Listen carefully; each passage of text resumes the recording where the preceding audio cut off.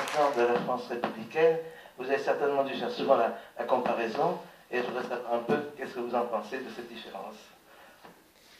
Je devrais d'abord remercier beaucoup Madame la Présidente de m'avoir permis de venir parmi vous. Est-ce qu'on entend?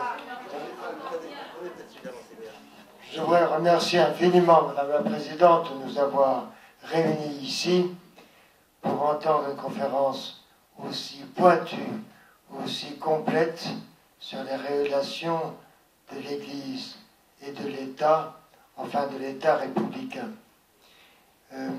Chaque occasion qui m'est donnée d'assister à ces conférences m'instruisent et me permettent de retrouver l'esprit commun d'analyse qui est celui de notre combat contre cette destruction de l'idéal à travers l'idéologie républicaine, bien entendu. J'entendais cette conférence remarquable de M. Bavard sur l'Église et l'État sous la Révolution française, et j'écoutais le drame de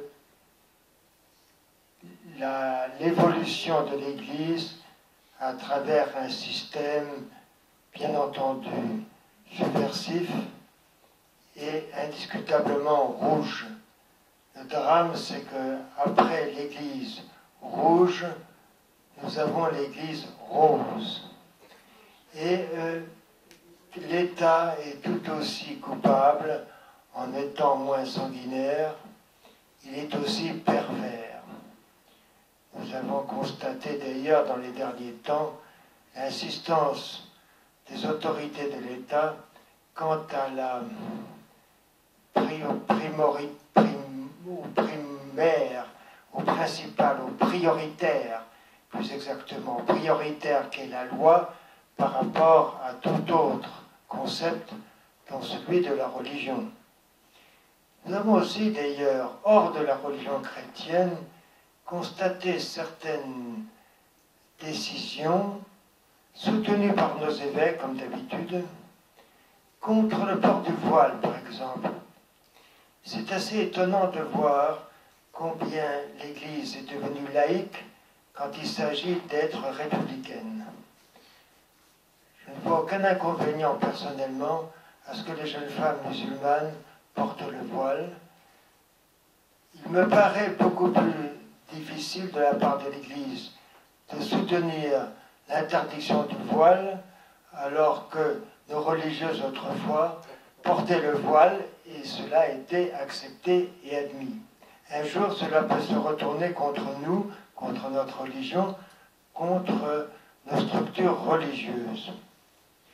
Je pense que la dissimulation de la volonté de la part de l'État républicain de dissoudre l'esprit historique, traditionnel, fondamental du christianisme et de la catholicité en France n'est malheureusement pas éteint, il survit sous d'autres formes.